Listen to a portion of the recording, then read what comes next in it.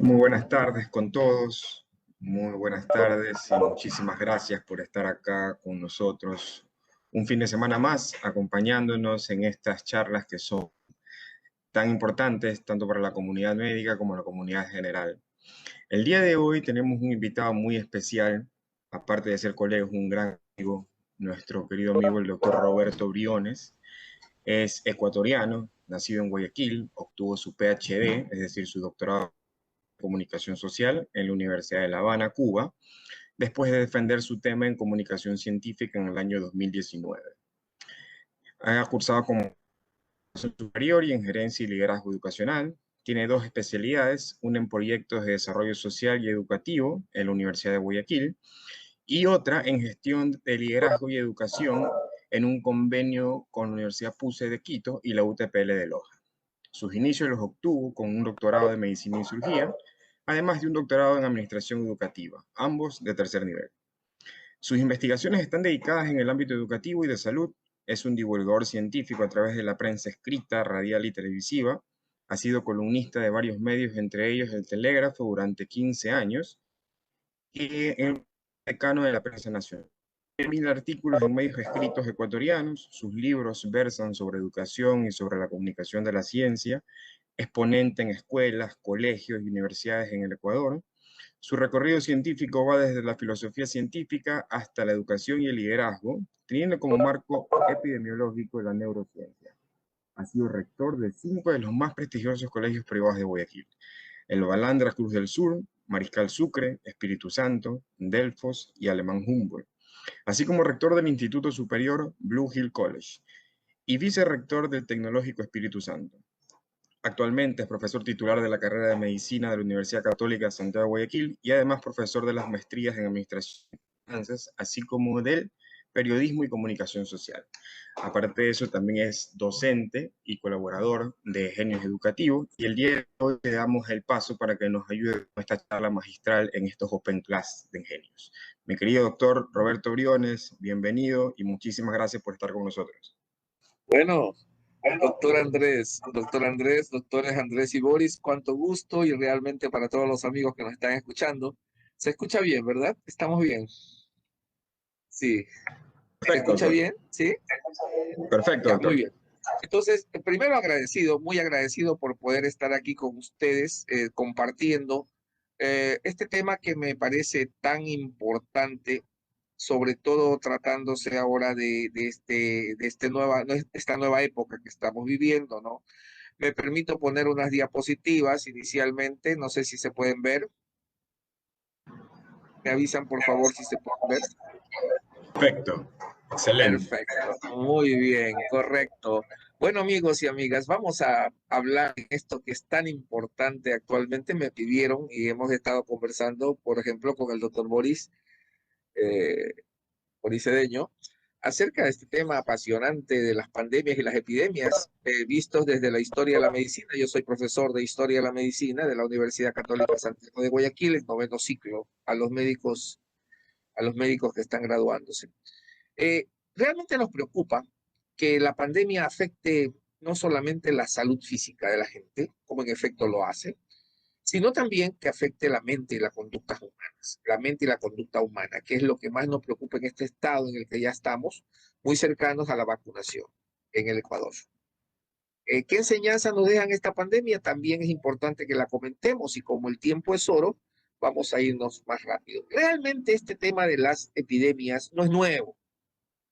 Para quienes crean que la enfermedad llamada COVID-19, que realmente es producida por un coronavirus, un virus del primo hermano del SARS, que ya es muy conocido previamente, los conceptos de inmunidad se dejan hace mucho tiempo. No es cierto que recién se está poniendo en orden los conceptos. No, no, no. Desde antes de Cristo ya se conocían conceptos, ideas de inmunidad.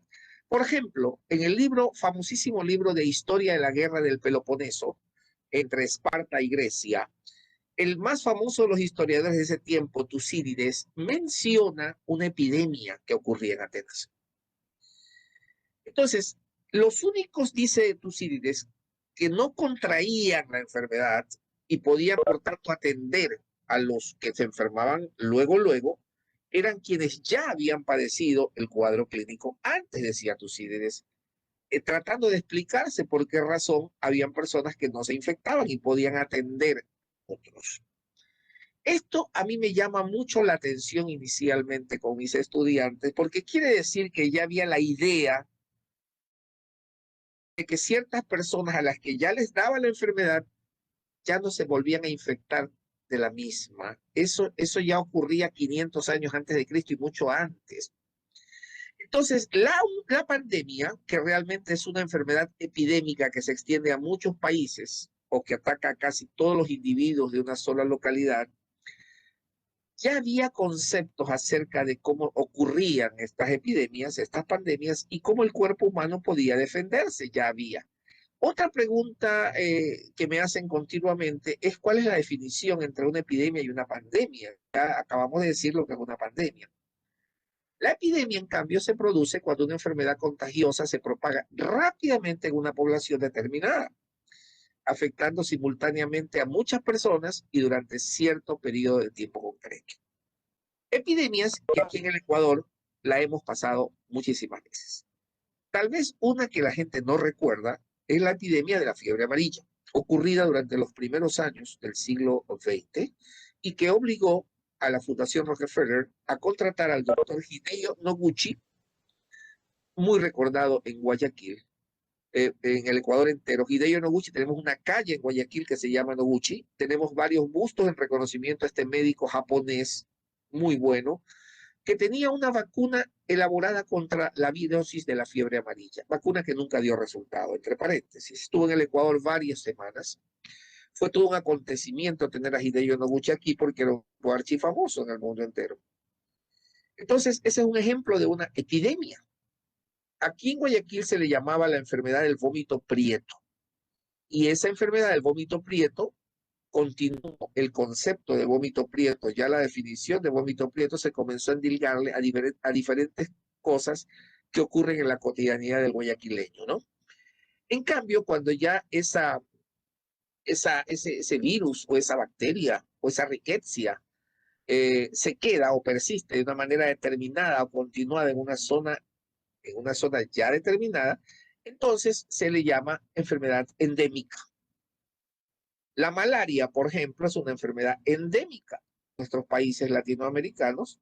El dengue también es una enfermedad endémica en nuestros países, aunque en el Ecuador el dengue no existía sino hasta los años 80, en que comenzaron a haber casos, pues era un país en el que no se veía esta virosis. Esta virosis llamada dengue fue descubierta pues también allá por el siglo XVII, no es tampoco tan novedosa.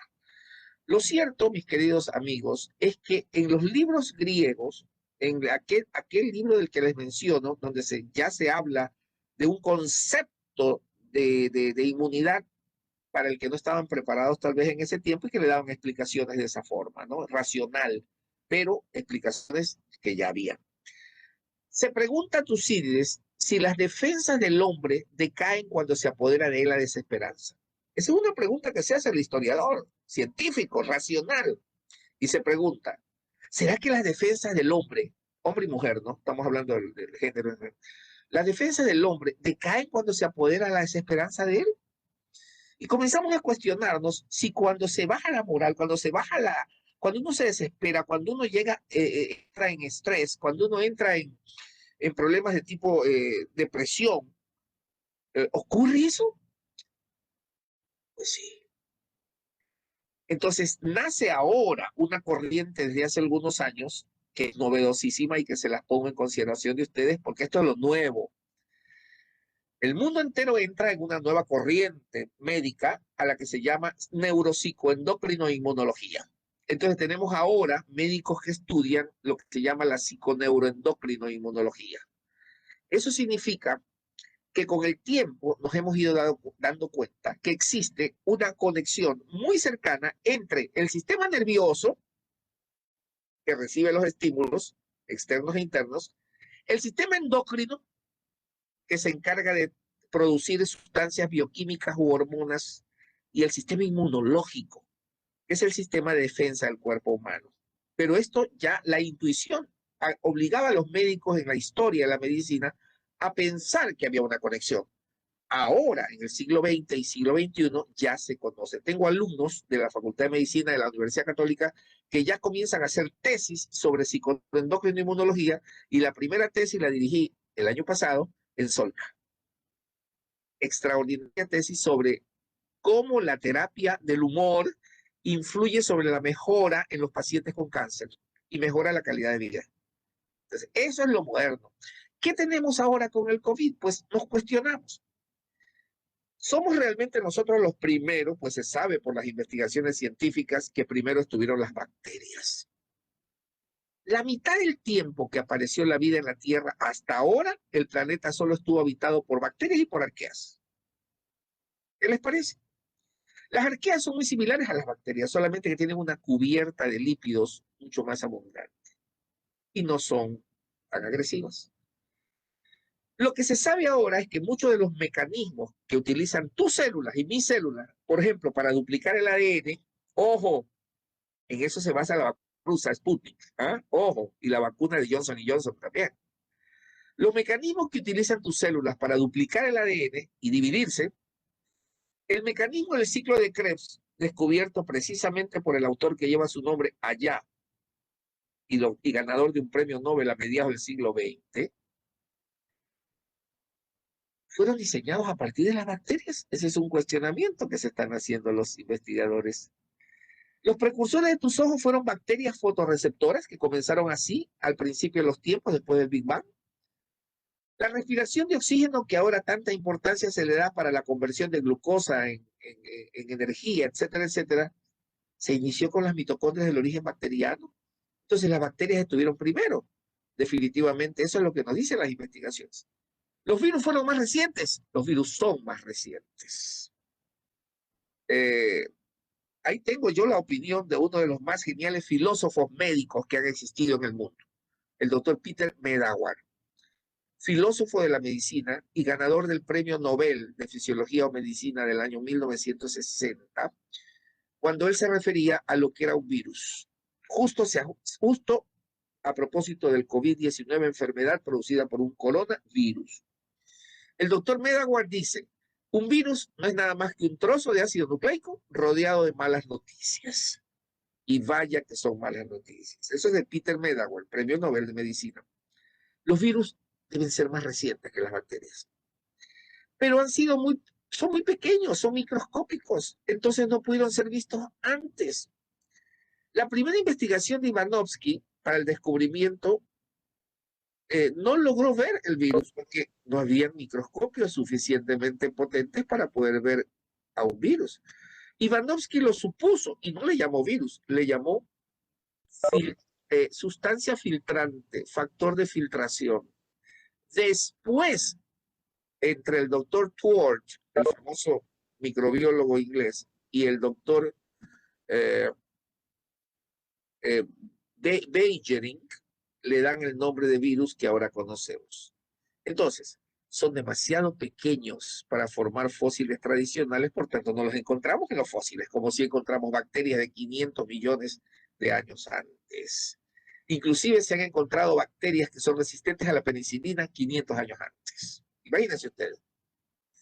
Entonces, estos virus que se descubren al infectar un organismo, puede ser que alguno de sus genes se incorpore al genoma del huésped. Entonces, el virus pasa a ser conocido como un parásito celular. Disculpen, ¿están escuchando bien lo que estoy diciendo? Sí, se escucha perfecto. Gracias, Alan. Muy bien, me permiten seguir. Ya, entonces, mire, lo que sabemos actualmente es que los virus, al infectar un organismo, puede ser, y en la mayoría de los casos ocurre, que logre meter alguno de sus genes para que se incorporen al genoma del huésped, es decir, de la bacteria. En este caso, si es un bacteriófago, porque hay virus que infectan bacterias, así lo descubrieron al inicio. Luego, los virus que conocemos ahora como virus ADN o ARN, generalmente los ARN son los virus más conocidos, ustedes ahora los escuchamos mucho. Al infectar un organismo, puede ser que alguno de los genes se incorpore al genoma del huésped. En el caso, por ejemplo, del virus del VIH, tiene solamente 9 genes en dos cadenitas de ARN. y con eso infecta al linfocito T y se replica a partir del genoma de la célula.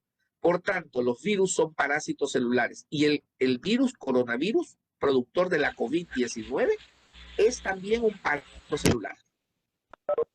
Por lo tanto, eso es lo que hace que los científicos guarden la esperanza de que puedan existir ciertos productos químicos, ciertas sustancias químicas de laboratorio que puedan cortar el paso del virus antes de que éste entre a la célula o ya cuando la célula esté adentro. Las vacunas comenzaron a trabajarse con ese tipo de mecanismos, tratando de engañar al virus como para que el cuerpo forme defensas. Vamos a hablarlo enseguida.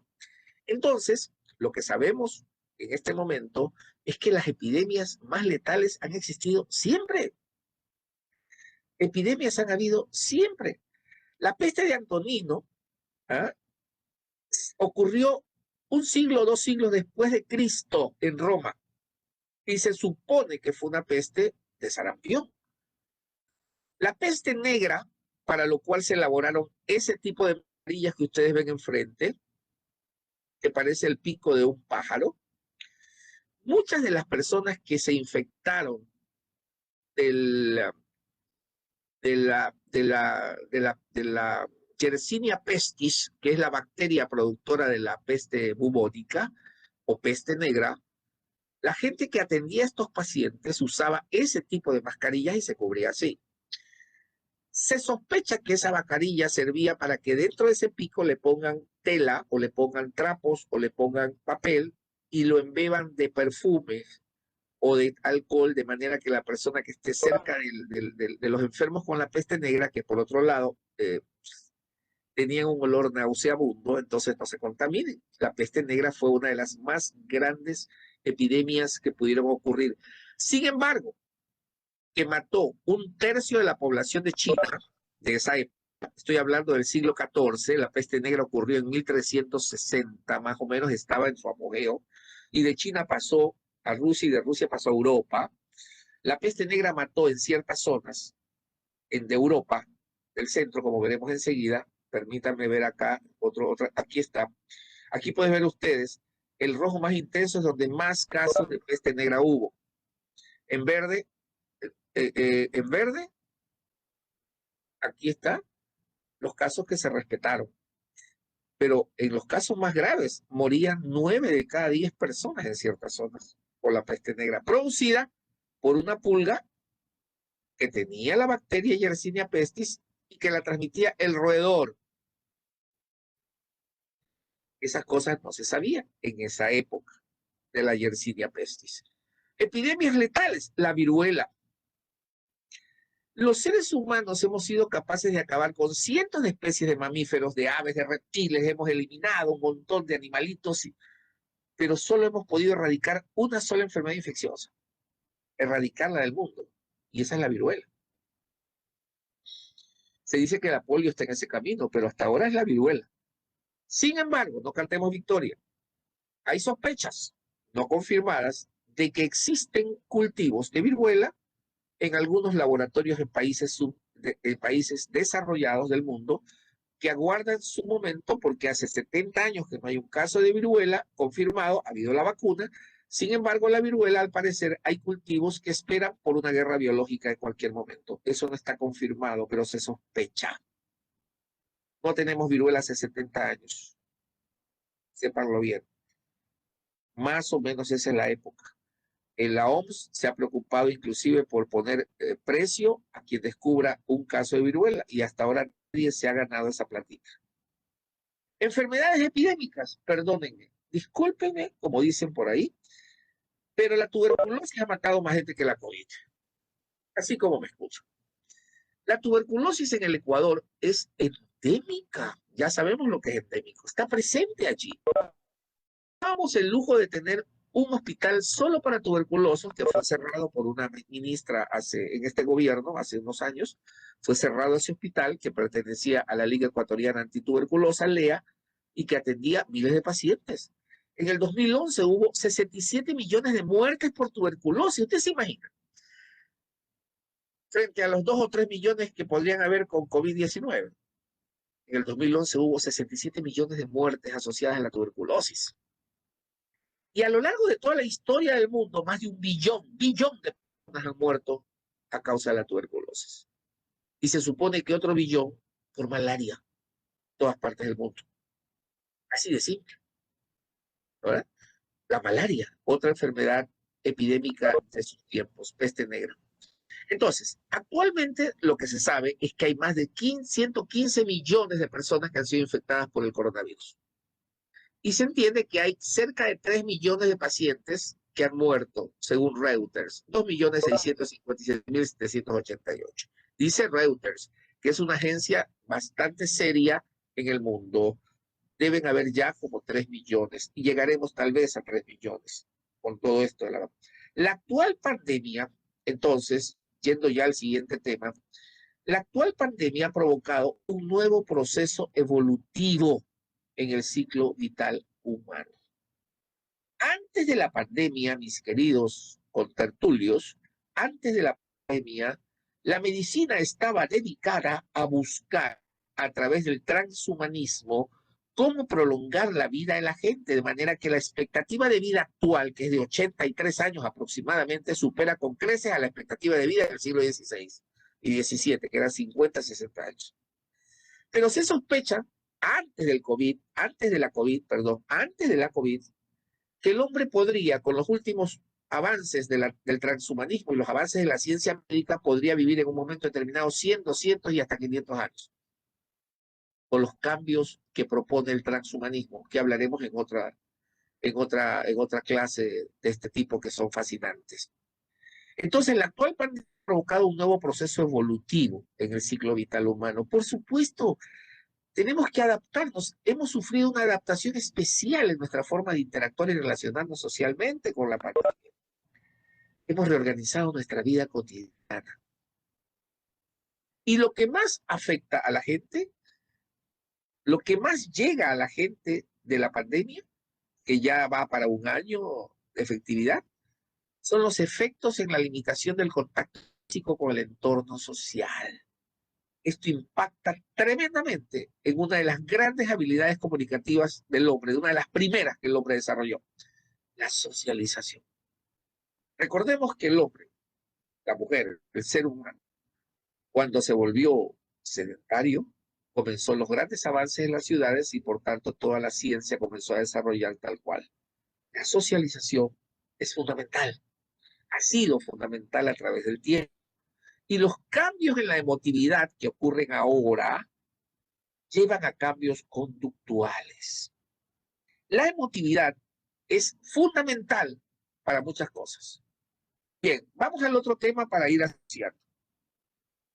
Durante la época griega, la creencia era que el corazón era el centro de la inteligencia, del pensamiento, de las emociones, del amor, del desamor, del odio, el corazón. Eso lo defendía Aristóteles y lo defendía con pasión. Aristóteles convenció a todos los de su época. El más preclaro defensor de las doctrinas aristotélicas sobre la ciencia fue Santo Tomás de Aquino, doctor de la Iglesia Católica. Santo Tomás de Aquino, filósofo y gran investigador científico, defendía el proceso de investigación que Aristóteles proponía. No en vano, la Iglesia Católica sigue considerando, y yo soy un católico convencido, sigue considerando que el corazón de Jesús y el corazón de María es el centro de todo. Sin embargo, en esa misma época aristotélica vivió Hipócrates. Hipócrates fue el primero que mencionó que no era el corazón el centro del pensamiento, que era el cerebro. Porque los egipcios tenían la costumbre de sacar el cerebro como papilla para embalsamar a los cadáveres. El corazón lo guardaban en una urna y lo depositaban en la tumba. Pero el cerebro era desechado, era sacado con unos metales por el fosos nasales y los egipcios despreciaban el cerebro y los griegos iban por el mismo lado, hasta que Hipócrates dijo, alto, los hombres deben saber que en ningún otro lugar sino del cerebro proceden las alegrías, los placeres, la risa y las diversiones y los dolores, penas, tristezas y lamentaciones. y a través del cerebro, de manera especial, adquirimos la sabiduría y el conocimiento. O sea, la pandemia nos da donde más nos duele, nos da en el cerebro. Esa es la consecuencia que se viene, es la consecuencia que estamos viviendo. Hipócrates, esta frase, este párrafo de Hipócrates aparece en todos los libros de neurología que estudian los médicos, porque Hipócrates es considerado el padre de la medicina. Hipócrates termina diciendo en su libro sobre la enfermedad sagrada, escrito en el cuarto año antes, el siglo IV antes de Cristo. Hipócrates termina diciendo: por todo ello soy de la opinión de que el cerebro ejerce el mayor poder sobre el ser humano. Muy bien, COVID-19. Enfermedad que ataca el sistema respiratorio, el sistema, digamos, el circulatorio, etcétera, etcétera, etcétera. Pero al final, las consecuencias tienen que van sobre el cerebro. Ya en el siglo XVII, el genial y poco conocido médico inglés Thomas Willis hablaba de que los pensamientos y las emociones son tormentas de átomos en el cerebro. Thomas Willis abre lo que se denomina la era neurocéntrica. Con Thomas Willis comienzan a pensar más en el cerebro los científicos. También debo decirles que Thomas Willis, tienen que leerlo. Sugiero que lean a Thomas Willis. Y si no lo leen a Thomas Willis, lean el libro El alma está en el cerebro. Es un libro genial en el que se menciona mucho la historia de Willis para defenderlo como lo que era el primer neurocentrista. Además de eso, Willis era considerado un iatro químico. Fue uno de los primeros médicos que utilizó químicos para curar problemas del cerebro, curar problemas de la mente. O sea, ya el doctor Willis sabía la asociación entre mente y cerebro. Opuesto en la misma época, ojo, escúchenme bien, esto es ciencia. Opuesto al plano de Descartes. Descartes, que vivía en la misma época, pero vivía en el continente europeo, defendía la dualidad. Es decir, decía, mente es una cosa y cuerpo es otro. El doctor Willis, clarísima en la película. Esto es culto. Se considera un iatroquímico, pero además se considera un animista. Un médico que creía en lo que los griegos llamaban anime y que los occidentales después le llamaron alma, refiriéndose a las enfermedades. Muy bien. Entonces sucede que nos obligan a tener distanciamiento social y es natural porque de hecho el COVID se pasa de persona a persona. No es cierto que anda viajando por el aire el coronavirus. Eso no es cierto. Tiene que haber una persona que transmite a través de los fluidos a otra persona cercana para que esa otra persona la capte y enferme. El distanciamiento social, por lo tanto, es válido. El aislamiento es válido, la cuarentena también. Pero todas estas cosas conspiran contra el tacto afectivo. El cerebro, para conectarse con el exterior y con el interior, utiliza muchas veces, por no decirlo siempre, los sentidos. Los sentidos que hasta ahora conocemos son la visión, la audición, el tacto, el gusto y el olfato. Cuando hablamos de distanciamiento social, de aislamiento y cuarentena, estamos hablando de todo lo contrario al tacto afectivo. Es decir, se nos dice, no se toquen. No se toquen ni siquiera la cara, porque puede pasar el COVID de las manos infectadas a tu nariz, a tus fosas nasales. Pero además se nos dice, no se abracen. Cuando se nos dice eso, no al tacto afectivo, siendo que en los años anteriores a la existencia de la COVID se nos decía que hay que tener comportamientos resilientes y comportamientos de afecto con los otros, todo esto contribuye a un impacto en la corteza prefrontal del cerebro. La corteza prefrontal del cerebro es fundamental para un ser humano. Se ha descubierto que muchos criminales que han sido golpeados en la frente constantemente han desarrollado conductas erróneas, criminales en muchos casos. La investigación que se hizo con el criminal de criminales en Brasil, un tipo que comenzó matando a su propio padre, su autopsia determinó que tenía graves problemas en su hemisferio prefrontal, tumores. Y cuando ocurrió el famoso accidente de Phineas Gage, que se los recomiendo también investigar ciencia. Phineas Gage se le introdujo una varilla por el pómulo y esa varilla perforó la corteza prefrontal, el hemisferio prefrontal. Phineas Gage cambió totalmente su emocionalidad, cambió totalmente su manera de ser, y desde ahí para adelante la ciencia tiene clarísimo que la corteza prefrontal tiene que ver con el procesamiento racional cognitivo, pero también tiene mucho que ver con la ejecutividad del cerebro. Ahí residen las funciones ejecutivas, apoyadas por las percepciones sociales de un evento determinado. El distanciamiento social, la falta de tacto afectivo y de acercamiento afecta a esa corteza frontal. De eso estamos ahora hablando muchísimo en las ciencias. El distanciamiento social afecta también a las emociones y sentimientos de soledad. Aquellos que no han sido capacitados para entender que hay una soledad interna y hay una soledad externa.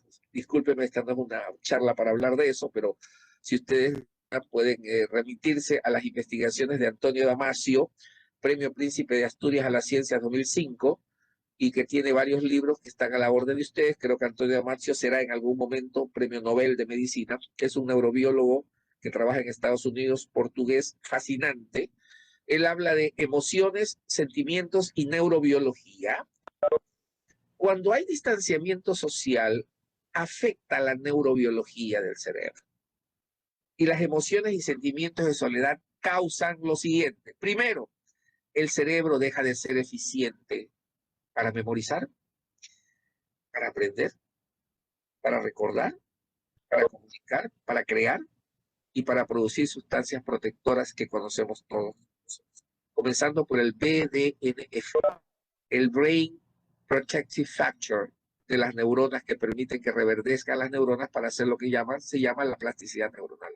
El cerebro se vuelve ineficiente para memorizar, disminuye su capacidad para memorizar, para aprender, para recordar, para comunicar, para crear, para producir sustancias protectoras, para su propio beneficio.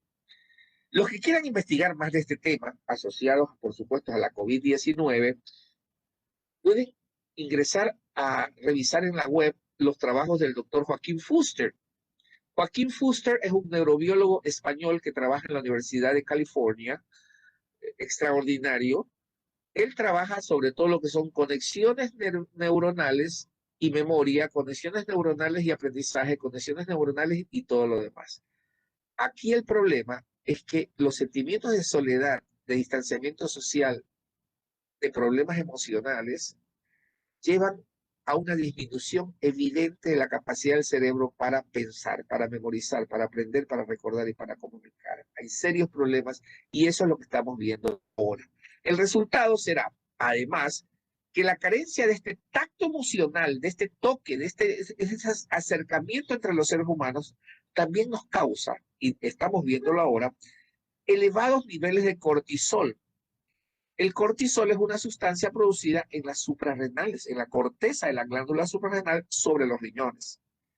El cortisol provoca, con esta elevada cantidad por efecto del miedo, de la emoción negativa, de la duda, de los fake news, de la preocupación de que se te mueran los familiares más cercanos, provoca una elevación de presión arterial y déficit, déficit en el sistema inmunológico. Ese es el problema. Te enfermas más. Lo que vamos a vivir actualmente y en el futuro será personas que tengan enfermedades mentales en mayor cantidad que las que hemos visto hasta ahora. Antes de la COVID, había un incremento de estados mentales deficitarios en todo el mundo, dirigidos por enfermedades neurodegenerativas como por ejemplo el Parkinson o el Alzheimer. Ahora vamos a vivir adicionalmente síndromes postraumáticos, de estrés postraumático vamos a vivir, y ya estamos viviendo continuas depresiones e inclusive suicidios. Han aumentado la tasa de maltrato intrafamiliar. Y ni decirlo que probablemente tengamos un despunte en los próximos años, o este próximo año, de los nacimientos, además, por la presencia en la casa, ¿no? Vacunas que tenemos, sí, vamos a otra cosa, porque se me va el tiempo. Discúlpenme ustedes, pero la gente que dice que las vacunas no sirven, no saben de qué están hablando. Yo he escuchado hablar hasta médicos en mi programa de radio, he entrevistado médicos y he escuchado decir, no es posible que la haya tan rápido una vacuna, se han demorado 3 y 4 meses, una vacuna se demora 50 años. A ver, eso demuestra una falta de investigación. Discúlpenme ustedes, pero se los voy a decir. Por mencionar una vacuna, la vacuna Sputnik 5 de Rusia, que es una de las 3 o 4 vacunas que ya tiene Rusia, la vacuna Sputnik 5 es hecha con tecnología artificial, ADN artificial. Esa tecnología se viene dando en el mundo hace 40 años, se viene investigando. Las investigaciones de John Shostak hace más de 20 años en Harvard para descubrir vida ADN artificial se da hace décadas. Se ganó el premio Nobel también el doctor Shostak, pero trabaja en Harvard, hay que investigar. Entonces, ¿cuánto cuesta una dosis? Miren ustedes que al 1 de diciembre de 2020 las vacunas estaban en esos precios. La vacuna Moderna estaba en 31 euros. La Sinovac, que es la vacuna china, la que el gobierno ecuatoriano ha prometido traer 1 millón de dosis y la que nos está donando Chile, 20.000 dosis. La Coronavac es una vacuna hecha con tecnología común, la tecnología que siempre hemos usado, o sea, con virus atenuados. La de Pfizer y Biotech, que es la que estamos usando actualmente en Ecuador, $17 cada una. Al 1 de diciembre de 2020, los precios han cambiado ahora. La Sputnik, 8 euros, pero de hecho la Sputnik ha bajado su costo por la popularización de la vacuna que está siendo usada en Argentina, en Chile, entiendo, y en Perú. Y en Bolivia va a ser usada también, en Venezuela también ha pedido, y Ecuador también ha pedido cotización de la vacuna. La de Johnson Johnson, la nueva, la que han sacado ahorita al mercado, la ventaja de que una sola dosis, que no necesita refrigeración de más de menos de 70 grados como la necesitó al principio la de Pfizer, y la de Johnson Johnson es una vacuna también artificial. Y tenemos la de Oxford AstraZeneca. Estas son algunas vacunas. Sin embargo, hay otras que se están trabajando. La propia Cuba dice que en poco tiempo, en pocos meses, tendrán los estudios listos sobre su vacuna principal, que es la Soberana, así se llama. Vacuna cubana que estamos esperando también que se dé para ver sus posibilidades. Se ha tenido que crear, a ver, tenemos un problema. Durante todo el 2021 no será posible hacer turismo. Porque aunque los países que se han vacunado más rápido sean los países más grandes y los que han podido adquirir la vacuna, se sospecha que los países como Estados Unidos, como Francia, como Inglaterra, no solo tienen vacuna para todos sus habitantes, sino que tienen 7, 6 o 5 vacunas por habitante en su banco de vacunas. Sin embargo, lo que se está tratando es que compartan esas vacunas con los países que no somos tan privilegiados en dinero como ellos. Se ha creado la famosa plataforma COVAX, que está dirigida por la Alianza Gavi para las Vacunas, tratando de que la Coalición para la Promoción de Innovaciones en Pro de la Preparación ante Epidemias y la Organización Mundial de la Salud, para garantizarnos que lleguen esas vacunas a los países menos favorecidos. Y les digo algo, ya están llegando. Hay algunos países que ya la tienen. A la derecha ahí está el programa COVAX en América Latina. Miren ustedes, es una información de Statista, que es una serie, una página seria. Tenemos Brasil, COVAX se le va a entregar 10.672.800 vacunas.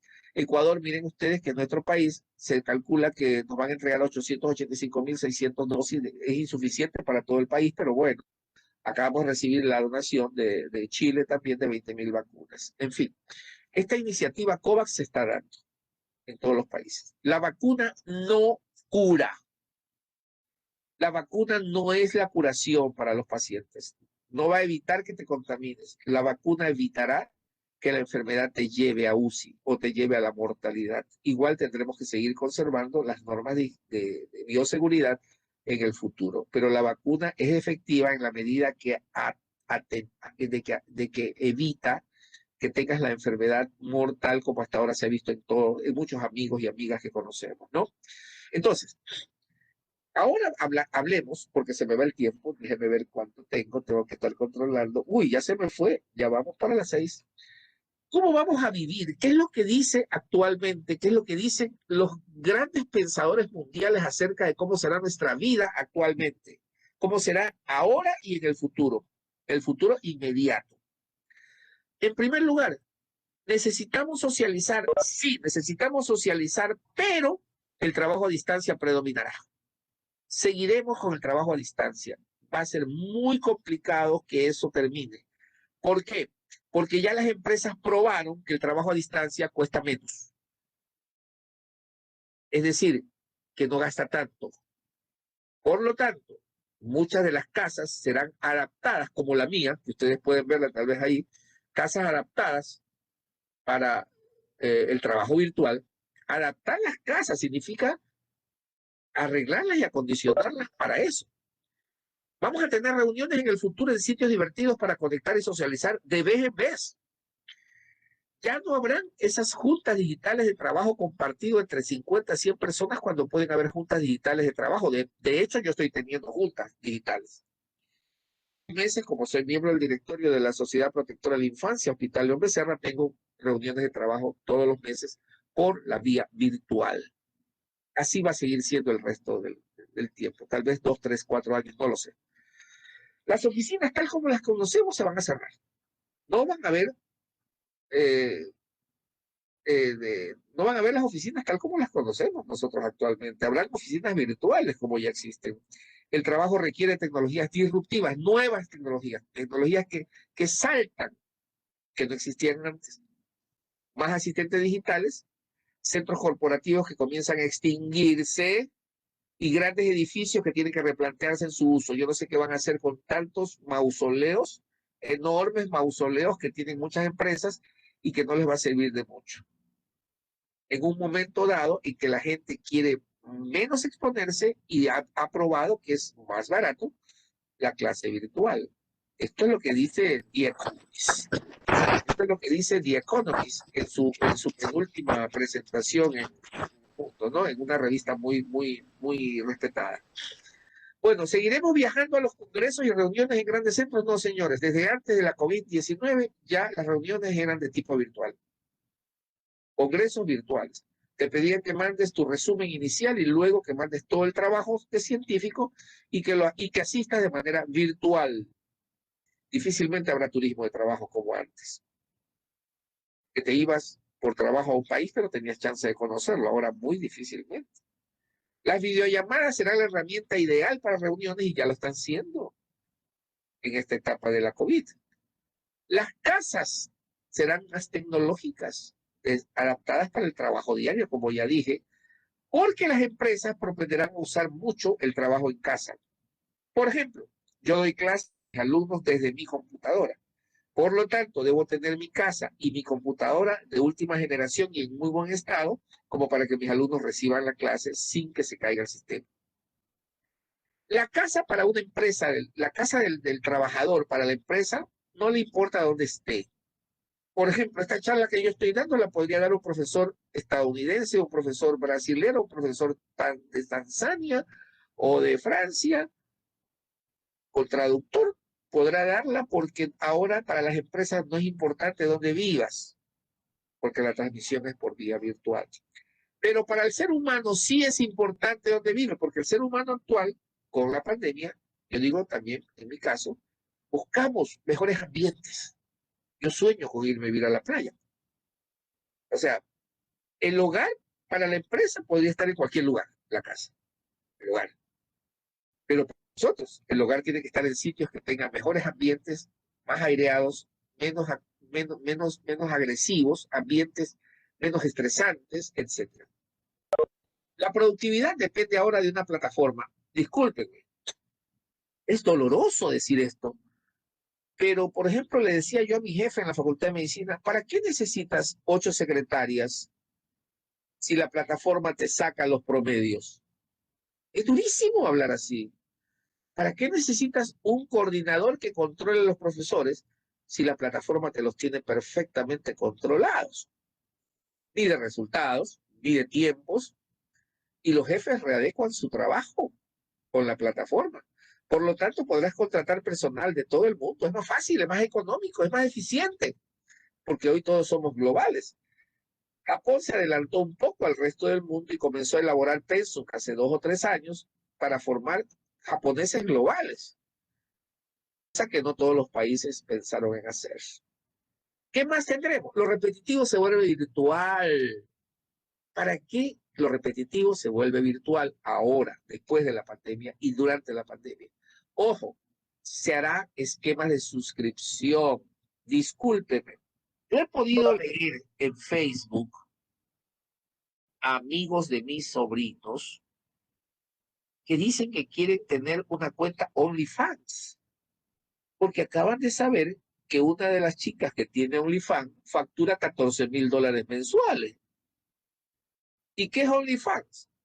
Es una página de suscripción de contenido sexual y sensual. Entonces, los esquemas serán de tipo suscripción, pues.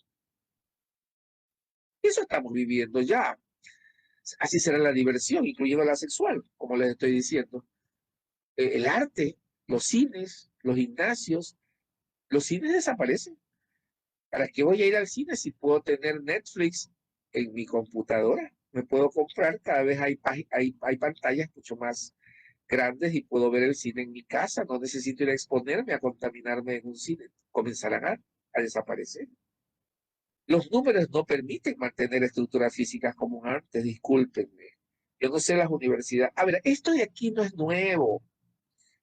La COVID-19 lo ha acelerado. Peter Drucker, el genial investigador administrativo norteamericano, lo dijo hace 30 años en sus libros. Las estructuras enormes de las grandes universidades comenzarán a desaparecer porque no se pueden permitir estructuras tan grandes con los costos que se vienen. Eso ya se sabía antes de la COVID. La COVID ha acelerado ese tema. Y por supuesto, los servicios sofisticados a domicilio continuarán, pues las empresas que más lo han hecho durante la pandemia han sido los que entregan a domicilio cualquier tipo de cosas, sobre todo alimentos. Las empresas tienen que invertir en esta etapa pre y post-COVID, perdón, COVID-19 y post-COVID. Las empresas que no inviertan en tecnología desaparecen. Los recursos serán limitados, las empresas requieren más certidumbre y no hay certidumbre, todo es incierto. Es más, ni siquiera sabemos si el COVID-19 provoca anticuerpos durante mucho tiempo o no, todavía eso está en veremos. En el año 2021 tendremos buenas noticias en cuanto a los medicamentos que se están usando. Ya las pruebas con seres humanos nos permitirán decir si la ivermectina sirve, si la colchicina sirve. ¿Ah? Nos permitirá decirlo ya en el 2021, apenas aparezcan las investigaciones en seres humanos, porque ya hay investigaciones in vitro en el tubo, pero en cambio en seres humanos ya aparecerán en el 2021 y aparecen en las principales revistas científicas. La COVID-19 evitará que haya turismo con mucha tecnología, perdón, evitará el turismo hasta el 2022, porque por más que los países desarrollados tengan a toda su gente vacunada, como Israel, que está a punto de terminar la vacunación de toda su población, si los países pobres, entre comillas, no están vacunados, ¿quién hace el turismo? Entonces el turismo no se reactivará sino hasta el 2022 probablemente, y con mucha tecnología en su compra. Se comprará desde el boleto, la operación, las experiencias, la diversión, como ya se venía haciendo por la inteligencia artificial. Eso significa que se incrementará el servicio de inteligencia artificial que tanto nos ha ayudado sin que se den cuenta, sin que nos demos cuenta antes de la COVID. Cuando tú compras un pasaje y lo haces por una empresa y te vas a Miami con ese pasaje comprado con tu tarjeta de crédito por la web, inmediatamente comienzas a recibir ofertas de diversiones, vehículos, nightclubs, todo lo que tú quieras. Y tú dices, ¿y cómo saben que me voy a Miami? Sencillo, la inteligencia artificial está al tanto de todo, sabe tu tendencia, sabe qué necesitas, qué te gusta, qué tipo de cosas necesitas. Oiga, en este momento yo, una hora antes de entrar a esta conferencia, me di cuenta que desde California, Estados Unidos, me han hecho una compra con mi tarjeta de crédito Mastercard de $99. Y ya tengo que ir a reclamar. ¿Por qué? Porque la inteligencia artificial puede detectar hasta los números claves de mi tarjeta. Si es que algún desaprensivo los toma y los envía. La gente quiere visitar lo natural actualmente, así va a ser, pero con soluciones tecnológicas. El manejo de datos personales es más delicado y las plataformas grandes cambiarán de a poco para darnos seguridad. Por ejemplo, la fake news. Me preguntaba un estudiante, ¿cómo hago, doctor, para evitar la fake news? Bueno, para comenzar, si te llega un mensaje por fake news, verifícalo en una página que sea confiable. Haz todas las verificaciones posibles para saber si esa noticia tiene sentido, si no es una fake news. La fuerza laboral se reduce, mis estimados amigos, se pierden puestos de trabajo y se fortifica la inteligencia artificial. Eso ya lo sabemos. Educación. La presencialidad puede llegar, pero vale. Miren, por más que queramos que los chicos vayan a la escuela, va a ser muy difícil en el 2021 que los padres en su totalidad acepten que los niños vayan a la escuela. ¿No? Ni aún con la vacuna, es muy probable. Pero aquellos que acepten que sus hijos vayan a la escuela estarán muy preocupados por las infecciones. En educación podría llegarse a la presencialidad, pero tecnológicamente adaptativa. Es decir, las instituciones educativas comenzarán a pensar que hay materias que se pueden recibir presencialmente y hay otras que se pueden recibir de manera tecnológica, porque además es más barato. Cada quien con lo que necesita. Será normal estudiar offline, online. Universidades terminarán este año probablemente en un sistema híbrido, mitad, tecnológica, presencial, muy rara presencial en el 2021. Podrá haber. ¿Ah? Los médicos. El sistema de telemedicina ha dado resultados. Entonces, el sistema médico adaptado a lo digital con tecnología a distancia va a seguir funcionando, va a haber menos recetadores en los hospitales. O sea, el médico moderno se vuelve menos recetador y más investigador. Y los hospitales comienzan a replantear sus operaciones médicas, tanto así que en el Ecuador ya se habla de un hospital que se cierra, el más grande de Guayaquil, y que pasa a otro hospital cercano, donde tendrá otras operaciones médicas que plantearle a su gente. Se abren hospitales más pequeños, más cercanos de las casas de la gente. Así es. Entonces, al parecer, la idea es que existan muchos hospitales pequeños alrededor de los barrios y que los hospitales grandes sean, como quien dice, los que reciban a los casos mucho más graves, como se intentó hacer hace varios años con los hospitales de nivel 1, 2, 3, pero ahora, en realidad, las vacunas se aceleran mucho, pero tendrán grandes retos por enfrentar las vacunas, porque aparecerán virus que son mutantes, aparecerán mutantes, eso va a haber. Los virus no es que son malos y están pensando cómo hacemos para matar más gente, sino que el virus se defiende porque quiere sobrevivir. Y para sobrevivir tiene que haber cambios en su genoma. Y por eso se dan las variaciones de las virosis que ahora nos asustan. ¿Cómo será la economía? Hoy esto es detonante. Porque tiene cosas positivas. Por ejemplo, la economía personal será contraída y extraída. Porque hay nuevas formas de transacciones. La gente ahorra más. Yo personalmente ya no uso tarjetas de crédito, sino lo mínimo. Nuevas formas de transacciones, por supuesto. ¿Qué está de moda? El trueque. Hice una entrevista a un muchacho que comenzó trabajando con trueque. En plena pandemia no tenía que comer, no tenía trabajo, entonces puso un anuncio a través de la web y dijo, usted necesita que le den clases de álgebra a su hijo, yo se las doy, soy del Espol. Ah, pero a cambio usted me da almuerzo. Y comenzó a desarrollar una empresa de este tipo. Son nuevas formas de transacciones. En otro momento entrevisté a una persona cuyo fuerte en la pandemia eran los cambios. Ah, es decir, el alquiler. ¿Cómo es posible que haya alquiler de ropa? Pues sí lo hay, porque la gente comienza a pensar en ahorrar. Yo tengo ahí 50 camisas. ¿Y para qué tengo tantas si no necesito? Entonces, habrán cambios radicales de hábitos de compra. Ya los hay con la pandemia. Yo cuestiono mucho cuando una persona tiene un carro de $50,000 y yo le digo el mío que cuesta 10,000 porque es viejito, me lleva igual y me trae a donde tengo que ir. O sea, ¿cuál es el sentido de tener hábitos de compra de lujo si eso ya no funciona? El verdadero lujo es la salud actualmente. Pero lo que sí se va a comprar y se compra es lo electrónico. Eso es un artículo preciado de compra. El comercio en línea. Oiga, las últimas elecciones nos dicen que el 35% de los votantes escogieron por plataformas de TikTok, Facebook y YouTube.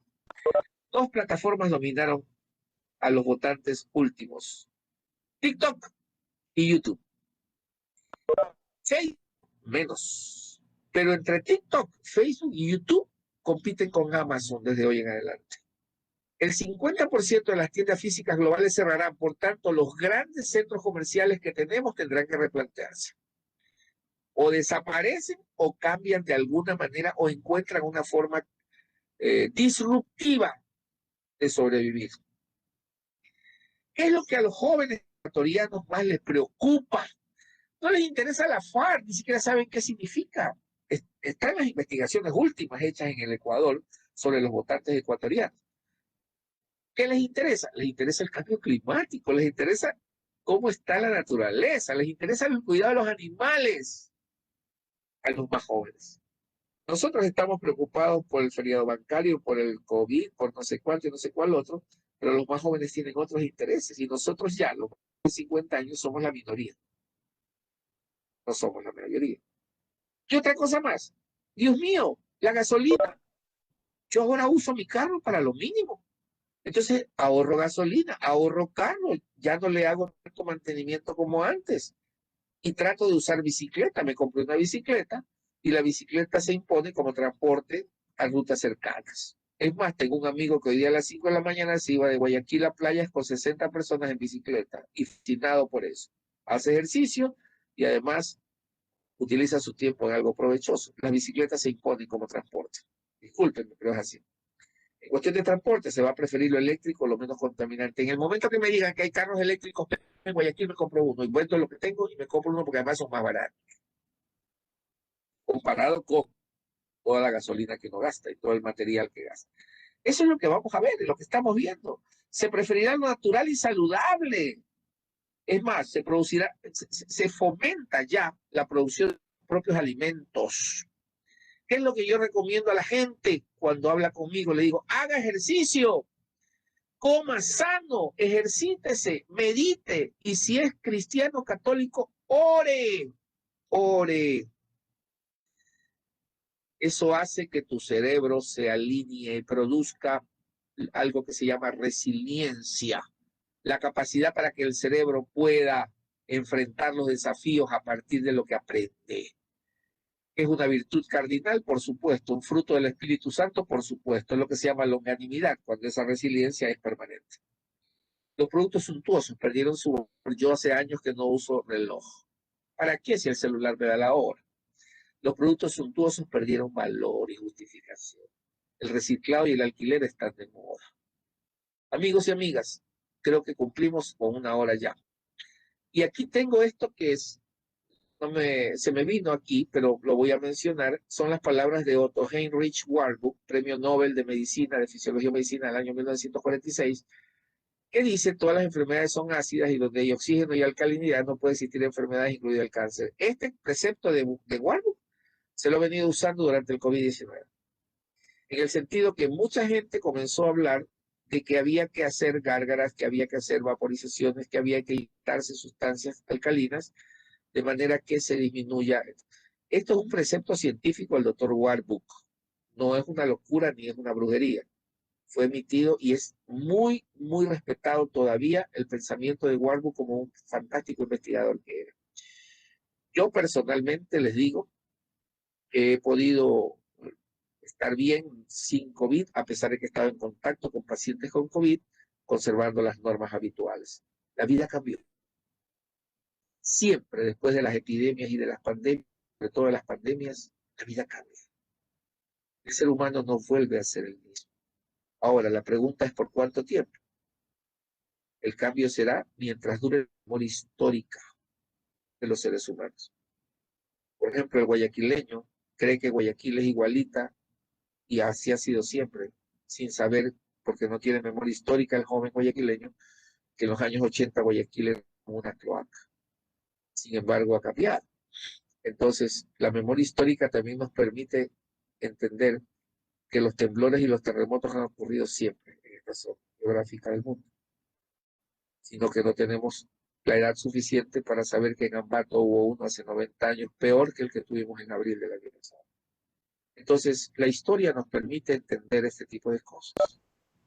El COVID-19, como toda epidemia o pandemia, tiene una fecha de caducidad y también tiene una enseñanza para la vida. Hemos tratado de explicar en esta conferencia algunos de los principales preceptos que he investigado en mi carrera como comunicador social científico. Gracias, y tienen, señor doctor Boris Cedeño, y entiendo que si hay preguntas se pueden contestar, no sé, digamos. Muchísimas gracias, mi querido doctor Roberto Briones. Una charla excelente. Andrés. ¿Qué tal, mi querido doctor? Muchísimas gracias. Una charla excelente la cual nos ha brindado el día de hoy. Para los oyentes, si desean realizar alguna pregunta directa hacia el doctor, pueden escribirla por el chat y yo se la transmito directamente, o si desean, nos levantan la mano para poder realizarle las preguntas. Hasta que nuestros asistentes realicen sus preguntas, yo tengo una pregunta, mi querido doctor, y va enfocada exclusivamente al hecho de que tanto usted como yo somos docentes de una universidad a la cual tratamos de entregarle lo que más podemos a los chicos, permitirles que ellos aprendan mucho de lo que nosotros tenemos en nuestra cabeza. Pero si bien es cierto, al momento de que llega la pandemia, llega al presente algo que quizás no teníamos aún reconocido como tal, que es mudarnos a una educación virtual. Y la pregunta es, ¿cuánto nos costó aceptar la idea de una educación virtual? Excelente pregunta. Mire, eso no ha sido uniforme. O sea, han habido personas que no se pueden adaptar todavía a la educación virtual. Han habido otros que se han podido adaptar inmediatamente. Y hay otros que siguen haciendo el esfuerzo, pero que van ganando. No ha sido uniforme. En mi caso, yo he tratado de que la transmisión de afecto, de empuje, de firmeza, de amor al aprendizaje se mantenga, pero es muy difícil para mucha gente, porque la educación virtual demanda de otras características que no tiene la educación presencial. La cercanía es importante, la cercanía con el estudiante que lo guía, y el maestro ha tenido, me consta, que desarrollar ciertas características que ni pensaba que las tenía para poder llegar a sus alumnos y para poder convencerlos a sus chicos de que pueden. Entonces, la respuesta es lo más variado, doctor. Ha habido profesores que no se han podido adaptar y han renunciado y se han jubilado. Hay otros profesores que están en el camino de la adaptación y hay otros que se pudieron adaptar rápidamente. Ha habido de todo, pero así es. Así es. Tenemos un comentario, mi querido doctor, de Gina Carranza. Nos dice, creo que más que una pregunta es el análisis propuesto que ha dejado expuesta y debemos analizar, ya que el cambio de vida, conductas y costumbres ya no podrán ser las mismas. Sí, coincido. Con Gina coincido, porque después de las grandes epidemias y de las pandemias, quedamos marcados en cuanto a nuestras conductas habituales y tenemos que hacer cambios. Eso demorará el tiempo en que la nueva generación se olvide del problema. Perfecto. Doctor, mi querido doctor. Buenas noches. Doctor, buenas noches.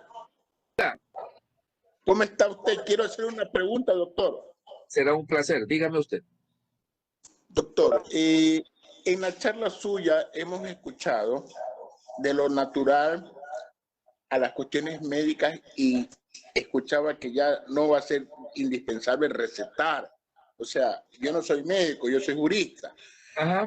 Pero yo le consulto a usted una cosa interesante. O sea, la medicina natural va a tener una importancia en esta nueva era. La respuesta es sí. Taxativa, definitiva y firme. Sí. Sí. Qué interesante. Sí, y le comento que sí. Es más, yo pienso que muchos de los avances que hemos tenido para defender a nuestra gente de la muerte de COVID contra la COVID-19 ha sido por la medicina natural. Porque muchos de los medicamentos, como la citromicina usada de los laboratorios que producen esa pastilla, ese antibiótico, se encuentran también en muchas plantas medicinales en la naturaleza. Entonces, ahora más que nunca se conoce la eficiencia que tienen, por ejemplo, algunos productos naturales en el desarrollo de la lucha contra el COVID. La respuesta es sí, mi querido amigo. Por ejemplo, si a mí me preguntan qué hago para recuperarme después del COVID apenas salido, yo lo primero que le digo es, prepárese un consomé todos los días, como cantaleta, un consomé de gallina criolla. Porque el hirviendo tómese. Lo que sucede, y qué buena su pregunta, mi querido abogado, es que las principales sustancias químicas del cerebro son de origen proteico. Dopamina, serotonina, anandamida, coenzima Q, adrenalina, todas son de contenido proteico, excepto la acetilcolina que tiene también componente lipídico. Por lo tanto, la medicina natural, doctor, estamos totalmente de acuerdo. Sí, la respuesta es sí. Excelente, mi querido doctor. Tenemos un mensaje de Alan Moscoso. Nos dice, me gustaría anexar sobre una teoría denominada dinámica espiral, donde se observan las esferas biológicas, psicológicas, social, cultural, en cual, donde se ve afectada una, puede causar un desequilibrio en las otras esferas, por eso se denomina en espiral. Va ligado a lo que usted comentó, que periodos de mucho estrés y tristeza pueden llevar a enfermedades biológicas. Sí, totalmente de acuerdo. Esa teoría de la espiral es totalmente válida y está de moda. Porque lo que tenemos que entender es que el ser humano es integral, es holístico. Que no podemos pensar que enfermedades como la tuberculosis se curan solo con medicinas. El médico que está pensando que hay que darle isoniazida, rifampicina, streptomicina y etambutol y con eso se cura la tuberculosis, está en el siglo V, cuarto después de Cristo. La tuberculosis requiere, como usted bien lo dice, mi estimado amigo, el tema de espiral. Es decir, el tratamiento demanda tratamiento psicológico, necesita tratamiento psicológico, necesita orientación sexual, necesita orientación nutricional, necesita orientación médica, necesita orientación, mejor dicho, necesita aire limpio. O sea, lo que usted está diciendo tiene total validez. No podemos entender la medicina moderna pensando que es cuestión de medicamentos. Por eso me refería a que se recetara menos. Porque hay muchas más dentro de la parte holística, de la medicina holística, de la medicina integral, que considerar con las enfermedades. No es solamente la medicina, la droga, hay mucho más. Totalmente de acuerdo. Perfecto. Mi querido doctor, tengo otra pregunta. Se cree, de acuerdo a estudios que se han realizado, que el ser humano utiliza el 10% de su capacidad cerebral. En función de eso, y en un mundo en el cual la información hoy en día para todo tipo de personas tiene un libre acceso en función al Internet, ¿cómo nos afectó en esta pandemia? A ver, el tema ese del 10% de la actividad, de la capacidad cerebral, eso no tiene asidero científico. No hay una demostración científica que lo avale. No. Lo que sabemos a través de la neurociencia es que el aprendizaje, la memoria, los sentimientos, las emociones, todo lo que produce el cerebro está en lo que se llama las redes neuronales. Para eso referirse al trabajo del doctor Joaquín Fuster y al trabajo de Eric Kandel, Premio Nobel de Medicina el año 2000 sobre plasticidad neuronal. Lo que se sabe, según Fuster, es que para que exista aprendizaje, memoria, emociones y todo lo demás, deben haber acercamientos neuronales, tal como lo pensó el doctor, el famoso español Premio Nobel de Medicina, el doctor Santiago Ramón y Cajal. Es decir, no como decía Golgi, que había una conexión directa, no, están cerca. Esa es una demostración científica de Sherrington, Premio Nobel de Medicina, luego que descubrió la sinapsis. Es decir, son las asociaciones de las neuronas lo que provocan lo que llamamos aprendizaje. La memoria de trabajo, que es fundamental para aprender, está en esa zona. Por tanto, en el libro del doctor Punset, el famoso médico que les recomendé, el famoso, no era médico, el famoso divulgador científico, el doctor Punset, que tiene un libro que se llama El alma está en el cerebro, se defiende la teoría científica de que todo se produce en las redes neuronales. Ahí está todo. Por lo tanto, la capacidad de tu cerebro es infinita en la medida que tus redes neuronales puedan ser usadas adecuadamente. Y la mejor manera de preparar tus redes neuronales para ser usadas adecuadamente es la educación. Mientras no tengamos educación liberadora, educación procedimental por encima de la semántica, difícilmente lograremos que nuestras redes tengamos seres más inteligentes. Y termino con la definición de Stanislas Dehaene. Anoten ese nombrecito, es el mayor científico de la pedagogía en Francia, Stanislas Dehaene. Él dice que la inteligencia no es nada más que la capacidad que tiene el cerebro para convertir la información en bruto que recibe desde afuera o desde adentro en información eficiente, en conocimiento eficiente y efectivo. Así está definiéndose actualmente lo que es la inteligencia. Excelente. Mi querido doctor, y una última pregunta para poder terminar nuestra charla. ¿Qué mensaje entregarle a aquellas personas que durante la pandemia perdieron mucho? Sí, todos perdimos, todos. Alguno perdió la esperanza, otros perdieron la fe, otros perdieron a su hermano, a su padre, a su hijo, a sus compañeros. Todos hemos perdido a alguien conocido, ¿no? Entonces, de hecho, es muy complicado decirle a la gente que mantenga su fe cuando ha habido tantos muertos y siguen habiendo muertos a su alrededor. Pero yo sí quiero apelar a eso. La fe es la verdadera riqueza de Dios. Es decir, es la creencia profunda, aunque no vean. ¿La creencia en qué? ¿La confianza en qué?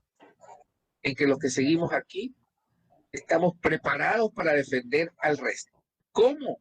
Propiciando que ellos tengan una educación de calidad, propiciando que nuestros gobernantes se alejen ya del egoísmo y de la corrupción y piensen más en los seres humanos. En este momento se ha demostrado que ni la riqueza ni la fama te salvan de la COVID en una unidad de cuidados intensivos. Y que lo más importante es que tu cuerpo y que tu salud sea tomada como un lujo. Realmente tener buena salud es un lujo en épocas de COVID. Entonces yo les digo, por Dios, sigan fortificando su cuerpo, sigan haciendo ejercicio físico, no desmayen, no consuman tabaco, eviten el alcohol, trabajen con su familia, tengan buenos sentimientos y buenos pensamientos, aliméntense bien, sobre todo de manera natural. La salud es un lujo en la época de la COVID-19. Listo, mi querido doctor, agradecerle infinitamente por la posibilidad de haber aceptado nuestra invitación. Ha sido una charla muy importante, una charla sumamente interesante, que ha llenado muchas expectativas en función a las personas que se han unido acá y en las redes sociales, que también hemos tenido comentarios bastante buenos. Le agradezco la oportunidad de estar con nosotros. Esperemos volver a verlo en una nueva cita, en una nueva Open Class, para que nos siga deleitando con todos los conocimientos que tiene. Agradecerle y mandarle un abrazo a la distancia, mi querido doctor.